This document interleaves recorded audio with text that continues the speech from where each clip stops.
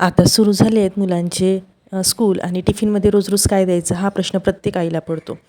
तर आज मी तुम्हाला अगदी सोपी सरळ रेसिपी घेऊन आलेली आहे. तर सोया चंक्सची भाजी. ही भाजी खायला खूप रुचकर लागते आणि मुलंसुद्धा खूप आवडीने खातात. त्यासाठी मी काय केलं की 1 वाटी सोया चंक्स छान पाण्याने धुवून घेतले आणि त्यानंतर त्यांना 5 मिनटं उकळायला ठेवलं. त्यामध्ये मीठ टाकून उकळून घेतलं.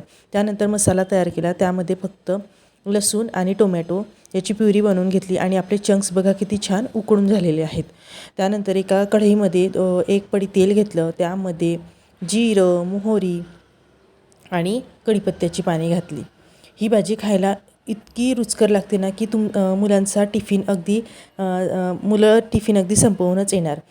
त्यानंतर बघा यामध्ये बारीक कट करून घेतलेला कांदा टाकला आणि कांदासुद्धा छान परतून घेतला. त्यानंतर आपण जी प्युरी बनवली होती टोमॅटो आणि लसूणची तीसुद्धा यामध्ये घातली आणि यामध्ये बेसिक मसाले घातले जसं की तिखट आणि हळद आणि थोडा मसाला.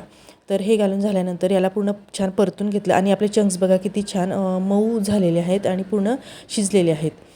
त्यानंतर बघा मी झाकण ठेवून हा मसाला 1-2 मिनटं फक्त एक वाफ काढून घेतली. त्यानंतर थोडं पाणी टाकून परत झाकण ठेवून याला 2 ते 3 मिनटं होऊ दिलं. ही भाजी खरंच खूप पटकन तयार होते आणि यामध्ये हे चंक्स टाकले आणि आपण जेव्हा उकळून घेतले होते सोया चंक्स त्यावेळी आपण मीठ टाकलं होतं. त्यामुळे जेव्हाही भाजीमध्ये मीठ टाकाल तेव्हा त्याचं प्रमाण थोडं कमी घ्यायचं.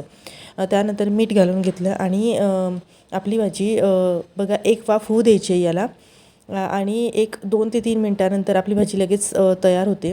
त्यानंतर जर तुम्हाला वाटलं की यामध्ये पाणी आहे तर थोडा वेळ 1 ते 2 मिनटं फक्त झाकण न ठेवता शिजू द्यायची. ते पाणी पूर्ण शोषलं जातं.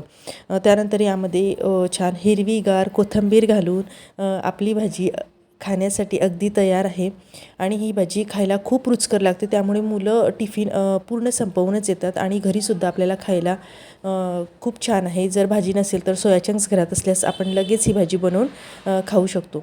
तर कशी वाटली तुम्हाला रेसिपी मला नक्की कळवा आणि आवडल्या असल्यास नेहमीप्रमाणे लाईक, शेअर, सबस्क्राईब करायला विसरू नका. भेटूया अशाच नवीन व्हिडिओसोबत आणि नवीन रेसिपीसोबत. तोपर्यंत बाय.